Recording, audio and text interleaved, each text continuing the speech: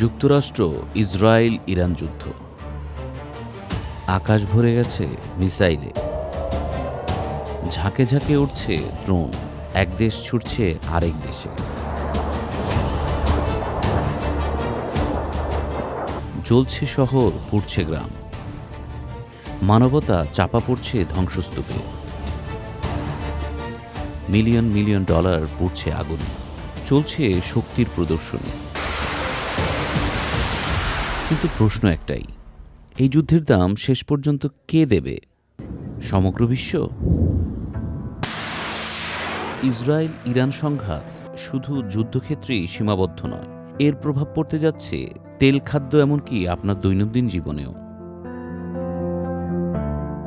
বিশ্লেষকদের মতে এই সংঘাত রাশিয়া ইউক্রেন যুদ্ধের সময়ের চেয়েও বড় অর্থনৈতিক ধাক্কা দিতে পারে। ইতিমধ্যে তেলের দাম ৯০% ছাড়িয়েছে, কারণ মধ্যপ্রাচ্যের গুরুত্বপূর্ণ নৌপথ হরমুজ প্রণালী প্রায় অচল হয়ে পড়েছে এ যুদ্ধে। এই পথ দিয়ে শুধু তেল নয়, সারসহ অনেক জরুরি পণ্য পরিবহন হতো।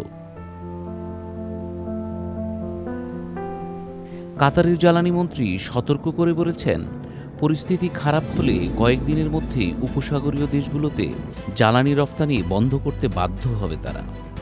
এমন হলে তেলের দাম ব্যারেল প্রতি $১৫০ পর্যন্ত উঠতে পারে।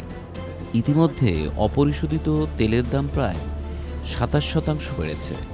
শুধু তেল নয়, জেট ফুয়েল, ইউরিয়া সার এবং বিভিন্ন পেট্রোলিয়াম পণ্যের দামও বাড়ছে, কারণ এসব পণ্যের সরবরাহ অনেকটাই নির্ভর করে হরমুজ প্রণালীর উপর।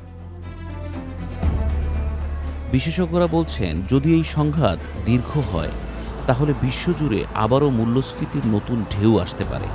জ্বালানি, খাদ্যপণ্য, শিল্পের কাঁচামাল সব কিছুর বাজারেই অস্থিরতা বাড়ছে।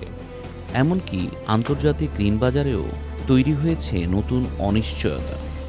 সব মিলিয়ে বিশ্লেষকদের ধারণা, বিশ্ব অর্থনীতির সামনে কঠিন সময় অপেক্ষা করছে, আর সেই প্রভাব থেকে বাংলাদেশও পুরোপুরি মুক্ত থাকবে না।